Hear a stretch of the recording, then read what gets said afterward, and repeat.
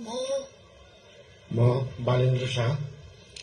नेपालको सार्वभौम सत्ता र राजकीय सत्ता नेपालको सार्वभौम सत्ता र राजकीय सत्ता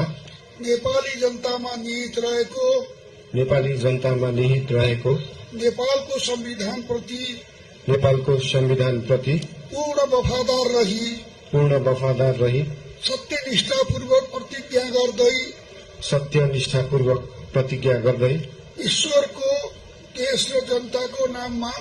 ईश्वर, देश र जनताको नाममा शपथ लिन्छु कि प्रधानमन्त्री पदको जिम्मेवारी प्रचलित कानूनको पालना गरी मुलुक र जनताको भलो चिताई कसैको डर नमानी पक्षपात नगरी पूर्वाग्रह वा खराब भावना नलिई ईमानदारीका साथ गर्नेछु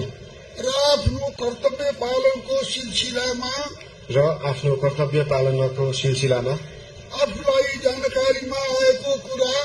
आफूलाई जानकारीमा आएको कुरा म पदमा बहाल रहँदा वा नरहँदा जुनसुकै अवस्थामा पनि प्रचलित कानूनको पालना गर्दा बाहेक अरू अवस्थामा कुनै किसिमबाट पनि प्रकट वा संकेत गर्ने छैन। धन्यवाद। यसपछि